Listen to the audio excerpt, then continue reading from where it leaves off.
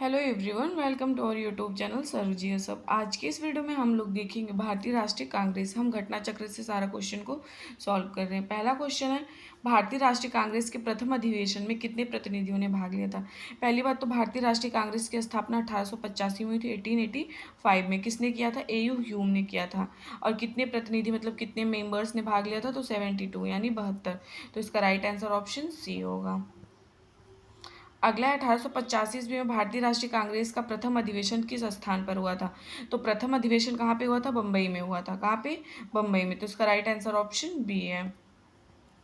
अगला है, भारतीय राष्ट्रीय कांग्रेस की स्थापना किस वर्ष की गई थी। तो ये की गई थी 1885 में। इसका राइट आंसर ऑप्शन सी है।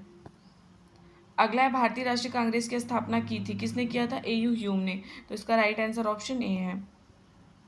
अगला हमारा क्वेश्चन दिया हुआ है, भारतीय राष्ट्रीय कांग्रेस के संस्थापक कौन थे। तो ए यू ह्यूम। तो इसका राइट आंसर ऑप्शन बी हुआ। अगला है, भारतीय राष्ट्रीय कांग्रेस के संस्थापक थे, मतलब वो कौन थे। देखो, जो भारतीय राष्ट्रीय कांग्रेस के संस्थापक थे ना, ये एक असैनिक सेवक थे। तो इसका राइट आंसर ऑप्शन ए था। ये रिटायर्ड हो चुके थे।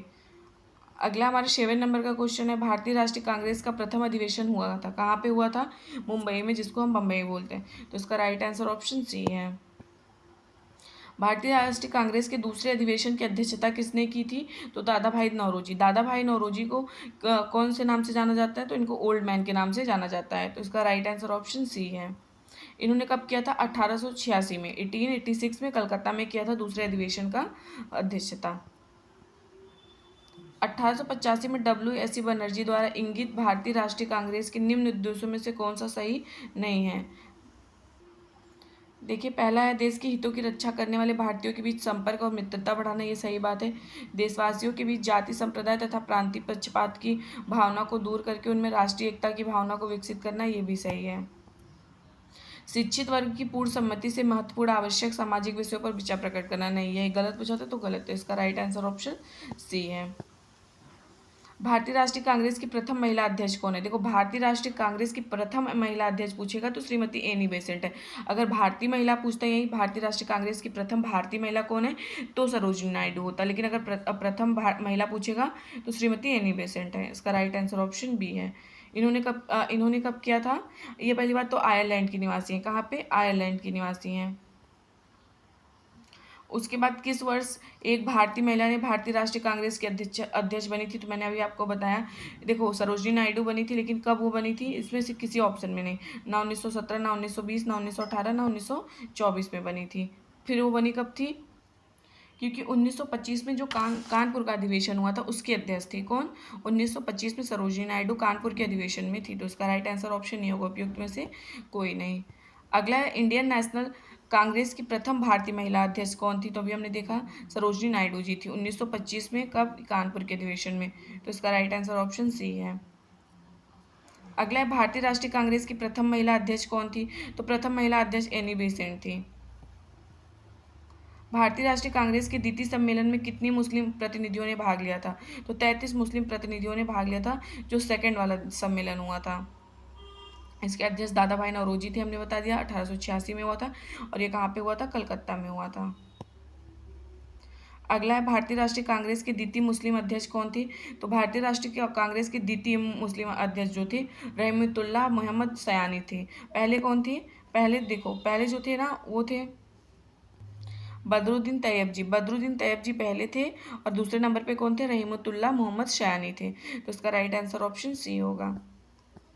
अगला क्वेश्चन है, भारतीय राष्ट्रीय कांग्रेस के पहले मुस्लिम अध्यक्ष कौन थे? तो पहले मुस्लिम अध्यक्ष जो थे, बदरुद्दीन तैयब जी थे। तो इसका राइट आंसर ऑप्शन बी है। ऑप्शन बी इसका राइट आंसर है।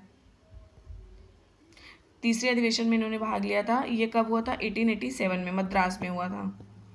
अगला है, राष्ट्रीय कांग्रेस के वर्ष 1922 में गया का अधिवेशन, इसके अध्यक्ष कौन थे? तो गया के अधिवेशन में अध्यक्ष जो थे, चित्तरंजन दास जी से थे। चित्तरंजन दास जी थे। इसका राइट आंसर ऑप्शन सी है। महात्मा गांधी ने भारतीय राष्ट्रीय कांग्रेस के किस अधिवेशन में भाग लिया था? बेलगाम वाले में लिया था 1924 में। 1924 में लिया था। इसका राइट आंसर ऑप्शन बी है। स्वराज मेरा जन्मसिद्ध अधिकार है और मैं इसे लेकर रहूंगा, इसको किसने कहा था? तो बाल गंगाधर तिलक, इन्होंने कहा था। ये बहुत फेमस कोटेशन है इनका, स्वराज मेरा जन्मसिद्ध अधिकार है और मैं इसे लेकर रहूंगा। तो इसका राइट आंसर ऑप्शन सी है। प्लीज़ आप लोग वीडियो को एक बार लाइक भी कर दीजिए, क्योंकि आप लोग वीडियो को लाइक करते नहीं हैं। अगला है स्वराज मेरा जन्मसिद्ध अधिकार है और इसे मैं लेकर रहूंगा, यह वक्तव्य किसने दिया था? तो किसने दिया था? बाल गंगाधर तिलक ने। इसका राइट आंसर ऑप्शन सी है। स्वराज मेरा जन्मसिद्ध अधिकार है, मैं इसे पाकर रहूंगा, इसको किसने कहा था? बाल गंगाधर तिलक ने। देखिए लीजिए कितनी बार ये रिपीटेड क्वेश्चन है। भारतीय राष्ट्रीय कांग्रेस का 27 अधिवेशन किस स्थान पे हुआ था? मतलब जो 27 नंबर का अधिवेशन था वो कहाँ पे हुआ था? तो बांकीपुर में हुआ था। कहाँ पे? बिहार के बांकीपुर में। इसका राइट आंसर ऑप्शन डी है। 1912 में हुआ था। ठीक है, कब? 1912 में। 1912 में पटना में होने वाला भारतीय राष्ट्रीय कांग्रेस के अधिवेशन के अध्यक्ष कौन थे? तो आर एन मुधोलकर थे। कौन थे? आर एन मुधोलकर थे। तो इसका राइट आंसर ऑप्शन ए है।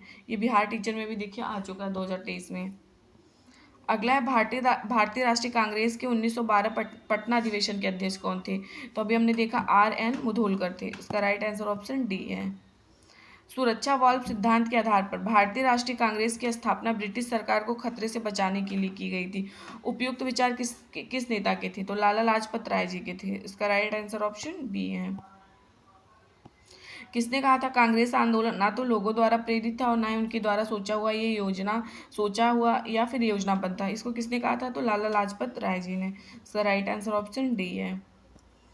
अगला है मुझे विश्वास है कांग्रेस अपने विनाश की तरफ जा रही है और यह मेरी बड़ी इच्छा है भारत में रहते हुए इसके शांति प्रिय निधन के लिए इसका सहायक बनूंगी। किसने कहा था? तो इसको कहा था लॉर्ड कर्जन ने।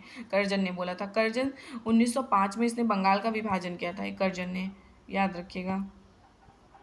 अगला है इनमें से किसने कहा था कांग्रेस का महल लड़खड़ा रहा है और मैं भारत में रहते हुए मेरी बड़ी महत्वाकांक्षा है कि मैं शांति के साथ इसे मरने में सहयोग दे सकूं? तो किसने कहा था? कर्जन ने। ये देखिए बिहार टीचर में भी आ चुका है।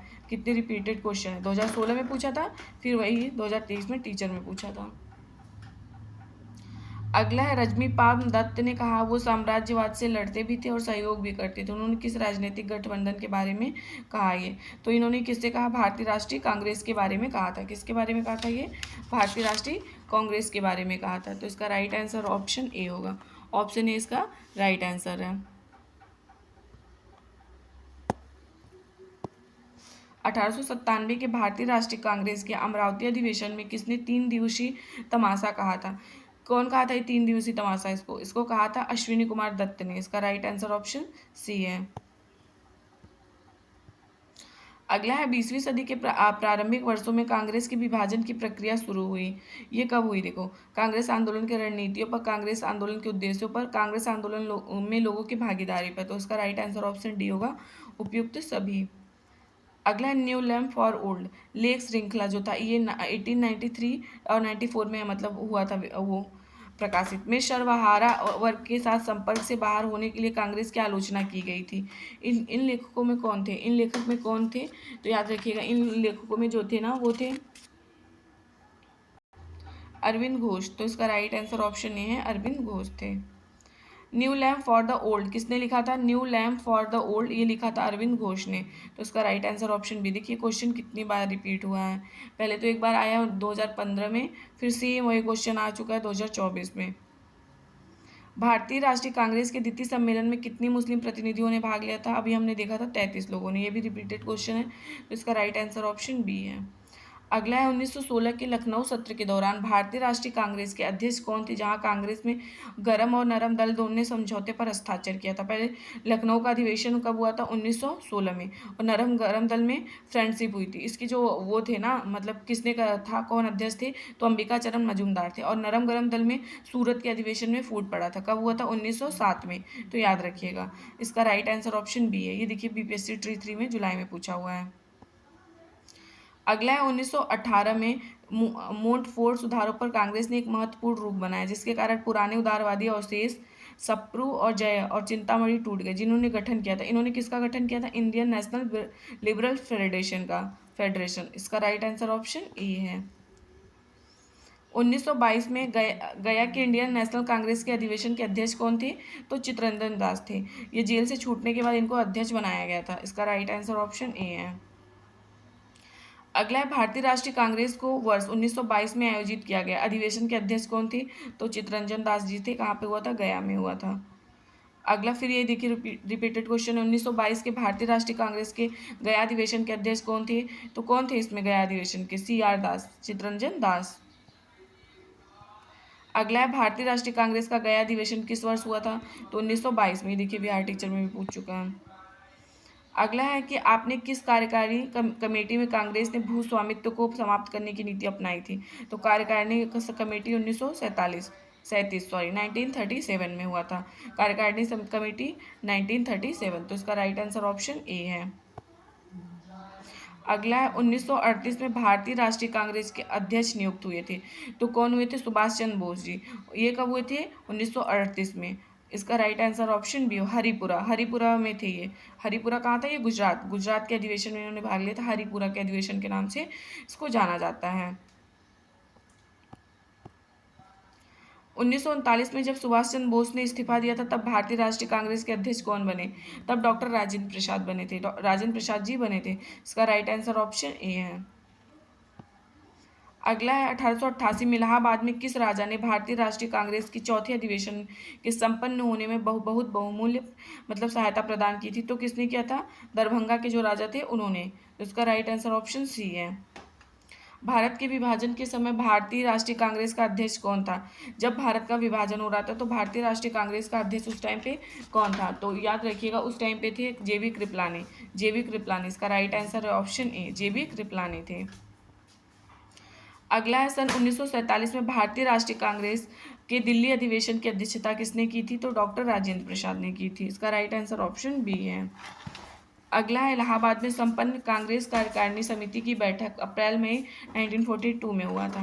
निम्नलिखित सदस्यों में से भारत के नाजीवाद, फाशीवाद, साम्राज्यवाद विरोधी रुख के कारण जापान के विरुद्ध गुरिल्ला युद्ध की अपनी योजना के पक्षपात में बहुमत जुटाने में सक्षम हुए। तो किसकी बात हो रही है यहाँ पे? तो हुए थे जवाहरलाल नेहरू। तो ये जवाहरलाल नेहरू की बात हो रही है। तो इसका राइट आंसर ऑप्शन डी है। इसका राइट आंसर क्या होगा? Option D, Jawaharlal Nehru. अगला निम्नलिखित में से भारतीय राष्ट्रीय कांग्रेस के किस अधिवेशन में पहली बार मौलिक अधिकारों से संबंधित प्रस्ताव पारित किए गए थे? तो देखो मौलिक अधिकार का जो ये प्रस्ताव था ना, ये किस में किया गया था? इसमें इसको प्रस्तुत किया था जवाहरलाल नेहरू जी ने। और कौन सा अधिवेशन था? तो याद रखिएगा ये जो अधिवेशन था ना, ये था कराची का अधिवेशन 1931 का। इसका राइट आंसर ऑप्शन ए है। सुभाष चंद्र बोस किस वर्ष भारतीय राष्ट्रीय कांग्रेस के अध्यक्ष थे? तो किस वर्ष में वो अध्यक्ष थे? ना 37 किस वर्ष थे? देखो इसमें 37 में तो नहीं थे, 38 और 39 में थे। तो इसका राइट आंसर ऑप्शन डी, उपयुक्त में एक से अधिक। देखिए ट्री 3 में पूछा हुआ है, जुलाई वाला जो पेपर था। अगला किस अखबार ने भारतीय राष्ट्रीय कांग्रेस को संभावित भविष्य की भूमिका के बारे में निम्नलिखित लिखा? हमारे देश की भावी संसद का केंद्र है और यह हमारे देशवासियों के लिए अकल्पनीय परिणाम की भलाई की ओर ले जाएगा। ये कौन सा न्यूज़पेपर लिखा था? द इंडियन मिरर ने। इसका राइट आंसर ऑप्शन ए है। तो ये हमारा भारतीय राष्ट्रीय कांग्रेस से हमारा क्वेश्चन कंप्लीट होता है। तो प्लीज़ वीडियो को लाइक करिएगा, चैनल को शेयर सब्सक्राइब करिएगा।